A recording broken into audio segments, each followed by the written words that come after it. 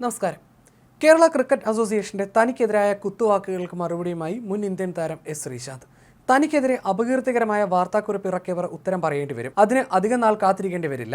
തനിക്കെതിരെ തെറ്റായ വിവരം പ്രചരിപ്പിക്കുന്നവരോട് പ്രതികരിക്കാനില്ല. തന്റെ അഭിഭാഷകർ മറുപടി നൽകുമെന്നും ശ്രീശാന്ത് പറഞ്ഞു. കേരളത്തിൽ നിന്നുള്ള താരങ്ങളെ തുടർന്നും പിന്തുണയ്ക്കും. രാജ്യത്തിനായി കളിക്കാമെന്ന് സ്വപ്നം കാണുന്നവരെ നമുക്ക് ആവശ്യമുണ്ട്. അതിന് തുരങ്കം വയ്ക്കുന്നവർക്കൊപ്പം നിൽക്കാൻ തനിക്കാകില്ല. കേരള ക്രിക്കറ്റിനെ താൻ സ്നേഹിക്കുന്നു. നിയമത്തിലും നീതിയിലും വിധിയിലും തനിക്ക് വിശ്വാസമുണ്ട്. കേരള ക്രിക്കറ്റിനെ ബാധിക്കുന്ന യഥാർത്ഥ പ്രശ്നങ്ങളിൽ നിന്ന് മുഖം തിരിക്കുന്നവരെക്കുറിച്ച് ആശങ്കയുണ്ടെന്നും ശ്രീശാന്ത് പറഞ്ഞു. ശ്രീശാന്തിന് കാരണം കാണിക്കൽ നോട്ടീസ് നൽകിയ സംഭവത്തിലാണ് KCA വിശദീകരണം നൽകിയത്. സഞ്ജു സാംസണിനെ പിന്തുണച്ചതിനല്ല ശ്രീശാന്തിന് കാരണം കാണിക്കൽ നോട്ടീസ് നൽകിയതെന്ന് KCA വ്യക്തമാക്കി. KCAക്കെതിരെ അടിസ്ഥാനരഹിതവും അപകീർത്തികരവുമായ പ്രസ്താവന നടത്തിയതിനാണ് നോട്ടീസ് നൽകിയത്.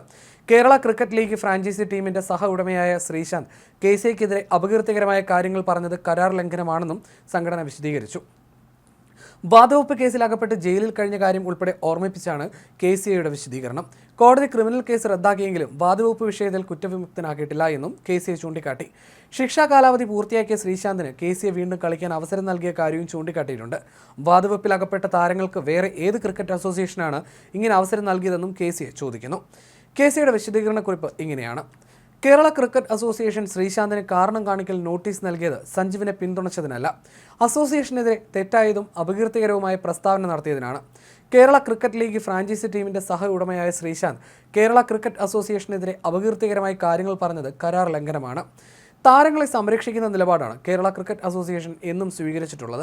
ഇന്ത്യൻ ക്രിക്കറ്റിലെ കറുത്ത അധ്യായമായിരുന്ന വാതുവെപ്പിൽ ആരോപണം നേരിട്ട ശ്രീശാന്ത് ജയിലിൽ കഴിയുന്ന സമയത്തും അസോസിയേഷൻ ഭാരവാഹികൾ അദ്ദേഹത്തെ സന്ദർശിക്കുകയും പിന്തുണ നൽകുകയും ചെയ്തിരുന്നു. എന്നാൽ വാതുവെപ്പുമായി ബന്ധപ്പെട്ട് ഉയർന്ന ആരോപണം ശരിയാണെന്ന് കണ്ടെത്തിയതോടെയാണ് BCCI ആജീവനാന്ത വിലക്ക് ഏർപ്പെടുത്തിയത്. പിന്നീട് ആജീവനാന്ത വിലക്ക് BCCI ഓംബുഡ്സ്മാൻ 7 വർഷമായി കുറയ്ക്കുകയായിരുന്നു. കോടതി ക്രിമിനൽ കേസ് റദ്ദു ചെയ്തെങ്കിലും വാതുവെപ്പ് വിഷയത്തിൽ കുറ്റവിമുക്തനാക്കിയിട്ടില്ല എന്നത് വാസ്തവമാണ്. അത്തരത്തിലുള്ള ശ്രീശാന്ത് കേരള ക്രിക്കറ്റ് അസോസിയേഷന്റെ കളിക്കാരുടെ സംരക്ഷണം ഏറ്റെടുക്കേണ്ടതില്ല. ശിക്ഷാ കാലാവധി പൂർത്തിയാക്കിയ ശ്രീശാന്തിന് രഞ്ജി ട്രോഫി ഉൾപ്പെടെയുള്ള മത്സരങ്ങളിൽ KCA വീണ്ടും അവസരങ്ങൾ നൽകിയത് അസോസിയേഷന്റെ സംരക്ഷക നിലപാട് കൊണ്ട് മാത്രമാണ്. വാതുവെപ്പിൽ ഉൾപ്പെട്ട മറ്റ് താരങ്ങളോട് അവരുടെ അസോസിയേഷനുകൾ ഇങ്ങനെ അനുകൂല സമീപനമാണോ എടുത്തത് എന്നത് അന്വേഷിച്ചാൽ അറിയാവുന്നതാണ്. ശ്രീശാന്ത് കേരള ക്രിക്കറ്റ് ലീഗിന്റെ കമന്ററി പറയുന്ന വേളയിൽ അസോസിയേഷൻ കളിക്കാർക്ക് വേണ്ടി ചെയ്യുന്ന കാര്യങ്ങളെ വാനോളം പുകഴ്ത്തിയിരുന്നു. സഞ്ജു സാംസണിന് ശേഷം ഇന്ത്യൻ ടീമിൽ ആര് വന്നുവെന്ന ശ്രീശാന്തിന്റെ ചോദ്യം അപഹാസ്യമാണ്.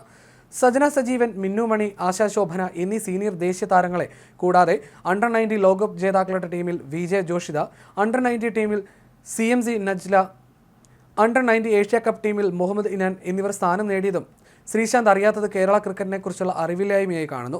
അച്ചടക്ക ലംഘനം ആര് നടത്തിയാലും അനുവദിക്കാൻ സാധിക്കില്ല. അസോസിയേഷനെതിരെ കളവായ കാര്യങ്ങൾ പറഞ്ഞ് അപകീർത്തി ഉണ്ടാക്കിയാൽ മുഖം നോക്കാതെ നടപടിയെടുക്കുമെന്നുമാണ് വിശദീകരണക്കുറിപ്പിലുള്ളത്.